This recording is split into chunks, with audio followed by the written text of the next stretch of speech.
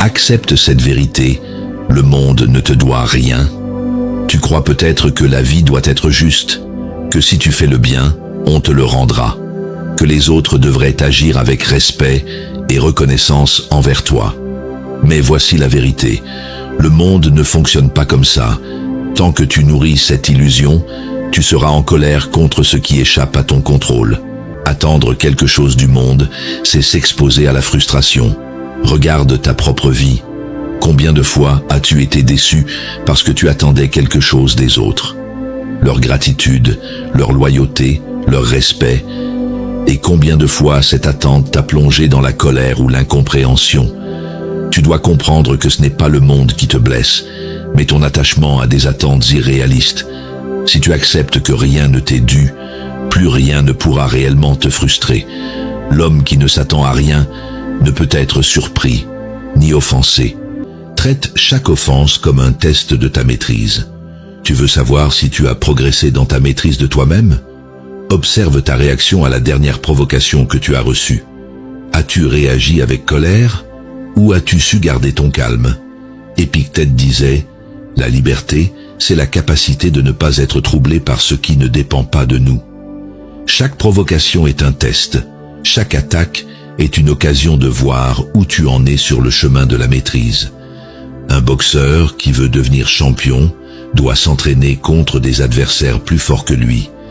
De la même façon, ta patience et ton contrôle émotionnel doivent être testés pour s'affermir.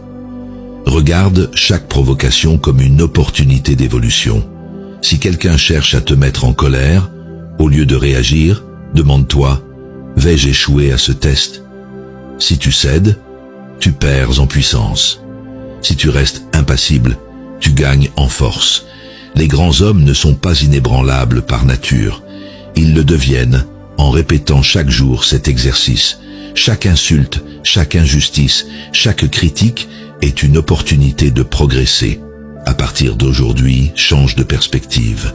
Quand quelqu'un t'attaque, vois cela comme un entraînement, comme un test de ta solidité mentale. Et chaque test réussi te rapproche de l'invincibilité. La vie ne cessera jamais de te confronter à des situations injustes, à des personnes toxiques, à des moments difficiles. Mais ton travail, c'est de les utiliser comme un levier et non comme un frein. Alors, à chaque fois que la colère monte, dis-toi ceci. C'est une épreuve. Si je la réussis, je deviens plus fort.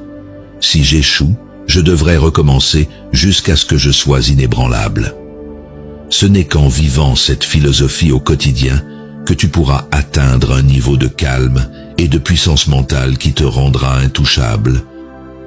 Ralentis ta réaction, contrôle ton impulsion. Quand tu ressens une montée de colère, que fais-tu instinctivement? Tu réagis immédiatement. Tu veux répondre, défendre ton point de vue, exprimer ta frustration. Mais c'est précisément là que tu perds le contrôle. Marc Aurèle disait « Attends avant de parler, afin de ne pas dire ce que tu regretteras plus tard. » La précipitation est l'ennemi de la sagesse. Le premier réflexe d'un homme faible, c'est de répondre sans réfléchir. Le premier réflexe d'un homme fort, c'est de ralentir. Regarde ceux qui ont un pouvoir véritable. Les grands dirigeants, les stratèges, les sages. Ont-ils besoin d'exploser pour s'affirmer? Non, ils maîtrisent leur rythme. Ils ne réagissent pas immédiatement, car ils savent que celui qui prend le temps d'observer détient le pouvoir. La colère est comme une vague. Si tu la laisses monter sans résistance, elle te submerge. Mais si tu prends du recul, elle se brise et s'éteint d'elle-même. Chaque seconde de silence que tu gagnes après une provocation augmente ta puissance mentale. C'est un exercice, et plus tu t'entraînes, plus il devient naturel. Le silence dans un conflit est souvent plus puissant que 1000 mots. Alors la prochaine fois que quelqu'un te provoque, ne réponds pas immédiatement. Respire, observe ce qui se passe en toi. Regarde comment l'autre attend ta réaction et savoure ce moment de maîtrise. Si tu apprends à ne plus réagir impulsivement, tu inverses la dynamique du pouvoir.